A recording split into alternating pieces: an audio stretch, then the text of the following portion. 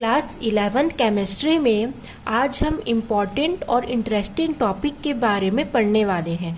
यह टॉपिक है मोल अंश या मोल प्रभाज, जिसे मोल फ्रैक्शन भी कहते हैं। एग्जाम में यदि मोलर अंश या मोलर प्रभाज क्या होता है ये पूछा जाए तो कंफ्यूज नहीं होना है। मोल अंश, मोल प्रभाज, मोलर अंश या मोलर प्रभाज सब एक ही टॉपिक है, ठीक है। और इसे इंग्लिश में मोल फ्रैक्शन कहते हैं। इसलिए यदि आपको इसका इंग्लिश नेम याद है तो आपको हिंदी में कोई भी नाम से इसको पूछे आप आराम से इसका हल कर सकेंगे।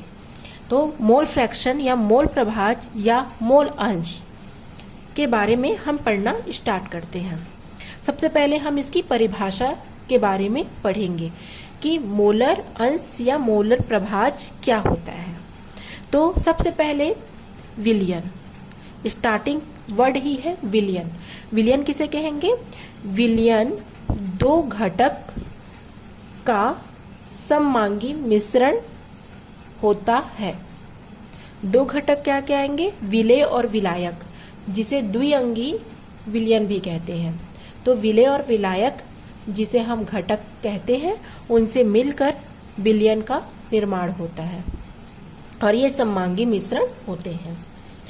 तो विलयन में उपस्थित किसी एक घटक या अवयव के मोलों की संख्या तथा विलेय एवं विलायक के कुल मोलों की संख्या के अनुपात को उस अवयव का हम मोल अंश या मोल प्रभाज कहते हैं। ये हो गई परिभाषा। अब एक एक शब्द के बारे में मैं आपको यहाँ पर एक्सप्लेन करूंगी ताकि आपको इसकी परिभाषा रटना ना पड़े, क्योंकि जहाँ कोई बच्चा रटता है वहां उसे भूल कर आता है। तो हम इसके एक एक शब्द को समझने की पूरी कोशिश करेंगे, ठीक है। और मोल प्रभाज को हम एक्स से प्रदर्शित करते हैं। अब हम इसको एक चित्र के माध्यम से समझेंगे। यहाँ पर एक पात्र लिया गया है। इस पात्र में जल है और जल को सार्वत्रिक विलायक भी कहा जाता है, आपको पता है। और यदि हम इसमें चीनी के कण डालें या चीनी मिला दे 2 चम्मच तो वो विलेय कहलाएंगे, क्योंकि चीनी की कम मात्रा है और जो कम मात्रा में उपस्थित होते हैं उन्हें हम विलेय कहते हैं, और जिसकी मात्रा अत्यधिक होती है उसे हम विलायक कहते हैं। और यही विलेय और विलायक मिल करके एक विलयन का निर्माण करते हैं, ठीक है। तो ये कहा जा रहा है विलयन में उपस्थित, ठीक है। विलयन क्या हुआ यहाँ पर? यहाँ चीनी पानी बोल सकते हैं हम, शक्कर पानी या चीनी पानी। तो शक्कर पानी यहाँ पर एक विलयन हो गया, हमने विलयन तैयार कर लिया। तो उस विलयन में घटक, घटक शब्द दिया यहाँ पर। तो घटक कितने प्रकार के होंगे? 2, एक विलेय और विलायक। अगर नमक पानी बनाएंगे तो नमक विलेय होगा और पानी विलायक होगा, ठीक है। तो विलयन में उपस्थित किसी एक घटक जैसे विलेय या विलायक, एक घटक बोला है तो या तो विलेय या तो विलायक, ठीक है। 2 नहीं आएंगे, 2 घटक होते हैं, है ना। 2 घटक होते हैं, एक विलेय होता है एक घटक और दूसरा घटक होता है आपका विलायक, ठीक है। इससे और क्लियर हो जाएगा। तो यहाँ पर बोला गया है विलयन में उपस्थित कोई एक घटक, ठीक, या अवयव के मोलों की संख्या। जैसे यहाँ पर हम विलेय के मोलों की संख्या ले सकते हैं या विलायक के मोलों की संख्या ले सकते हैं, वो केवल एक घटक, ठीक है। तथा विलेय एवं विलायक के कुल मोलों की संख्या, है ना। मतलब विलयन में उपस्थित केवल एक घटक या तो विलेय या तो विलायक, एवं मतलब उसके साथ में वो ऐड है, एवं विलेय प्लस विलायक के कुल मोलों की संख्या के अनुपात को हम उस अवयव का मोल अंश या मोल प्रभाज कहेंगे, ठीक है। और मोल प्रभाज को हम स्मॉल एक्स से प्रदर्शित करते हैं। एक लास्ट बार अच्छे से समझिएगा। विलयन में उपस्थित किसी एक घटक, विलयन में 2 घटक पाए जाते हैं, विलेय और विलायक। तो विलयन में उपस्थित कोई एक घटक या तो वो विलेय होगा या तो वो विलायक होगा। एक घटक के मोलों की संख्या अपॉन विलेय प्लस विलायक के मोलों की संख्या के अनुपात को हम उस घटक या अवयव का मोल अंश या मोल प्रभाज कहते हैं और इसे हम एक्स से प्रदर्शित करते हैं। मान लेते हैं हम विलेय के मोलों की संख्या को Na और विलायक के मोलों की संख्या को NB ले, क्योंकि मोलों की संख्या को तो हम N से प्रदर्शित करते हैं, लेकिन यहाँ पर हम दो घटक ले रहे हैं, एक विलेय और दूसरा विलायक, तो इसलिए Na और NB हम दो घटक लेंगे। तो यदि हमको बोला जा रहा है कि विलयन में उपस्थित एक घटक का, तो एक घटक यहाँ पर क्या हो जाएगा, मान लेते हैं हम चीनी का लेते हैं विलेय का, तो विलेय के मोलों की संख्या, तो मोलों की संख्या का सूत्र होता है भार बट्टे अणु भार। तो चूंकि विलेय के मोलों की संख्या, इसलिए विलेय का भार बट्टे विलेय का अणु भार। ठीक है, अब हम मोल प्रभाज का सूत्र लगाएंगे।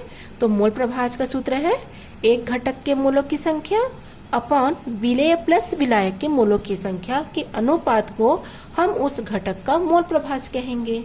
परिभाषा क्लियर हुआ आप लोग को? तो यदि हम x a से प्रदर्शित करेंगे, ठीक है, विलेय के मोलों की संख्या को यदि हम x से करेंगे, तो यहाँ पर x है क्योंकि मोल प्रभाज है, तो x a बराबर विलेय Na है, तो विलेय Na, क्योंकि यहाँ पर आपने लिया है विलेय के मोलों की संख्या Na, तो Na विलेय के मोलों की संख्या अपॉन विलेय प्लस विलायक के मोलों की संख्या, तो Na प्लस NB। उसी प्रकार यदि हम विलायक के मोलों की संख्या लेंगे, तो विलायक का भार बट्टी विलायक का अणु भार, यहाँ पर भी विलायक का मोल प्रभाज XB बराबर विलायक के मोलों की संख्या बट्टे विलेय धन विलायक के मोलों की संख्या, तो XB बराबर NB plus Na plus NB। तो ये सूत्र है, आपको याद रखना है। ये सूत्र अगर आपको याद रहेगा तो आप हर प्रकार के न्यूमेरिकल क्वेश्चन सॉल्व कर सकते हैं। ठीक है, अब हम पढ़ेंगे, इसकी वैल्यू ज्ञात कर लेंगे। तो विलेय का मोल प्रभाज XA बराबर Na upon Na plus NB, और विलायक का मोल प्रभाज बराबर XB बराबर NB upon Na plus NB। तो अब दोनों का योग देखेंगे हम, दोनों घटकों का, विलेय प्लस विलायक जो दोनों घटक है उनका योग, तो दोनों की वैल्यू यहाँ लिख देंगे। चूंकि दोनों के हर समान है, तो Na प्लस NB, तो कितना हो गया, एक आया। तो विलयन के जो दोनों घटक हैं, विलेय और विलायक के मोल प्रभाज का योग सदैव कितना होता है, एक होता है। ठीक है, अब हम इससे संबंधित आंकिक उदाहरण पढ़ेंगे। इससे संबंधित आंकिक उदाहरण एक देख लेते हैं।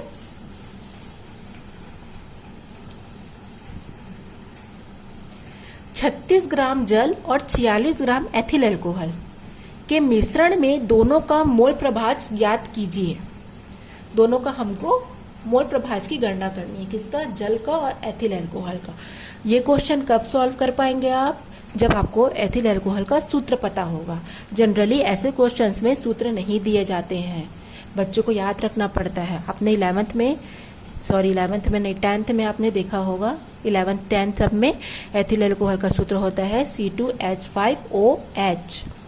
तो मान लेते हैं दो घटक है A और B, दोनों के मोलों की संख्या N है तो Na, B है तो NB, और मोल प्रभाज XA और XB।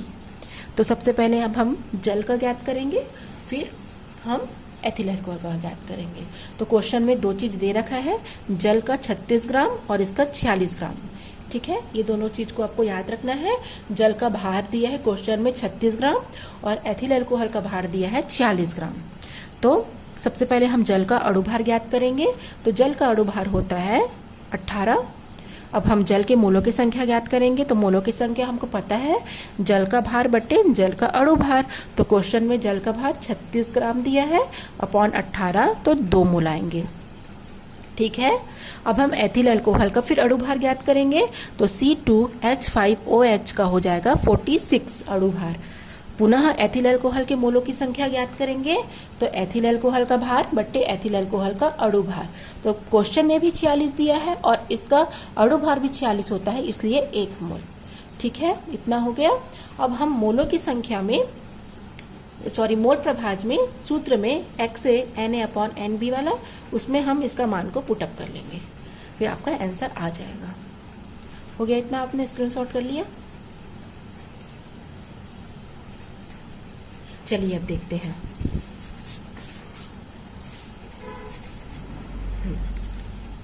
जल का मोल प्रभाज हमको ज्ञात करना है। तो XA बराबर Na upon Na plus NB। तो हम ज्ञात किए हैं जल का, 2 आया है, क्योंकि 36 बट्टे 18 को यदि हम करेंगे तो 2 आएगा, 18 दूना 36। तो 2 और यहाँ पर भी Na है तो 2 + 1 कितना आया 0.67। अब हम एथिल अल्कोहल का मोल प्रभाज ज्ञात करेंगे।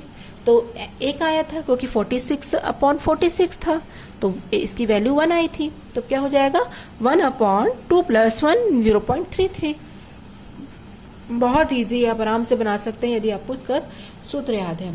और हर चीज को आपको किससे डोनेट करते हैं, जैसे मोलरता को कैपिटल M, मोललता को स्मॉल m, नॉर्मलता को n, मोल प्रभाज को x, ये सब को याद रखना है और सभी के सूत्र याद कर रखने हैं।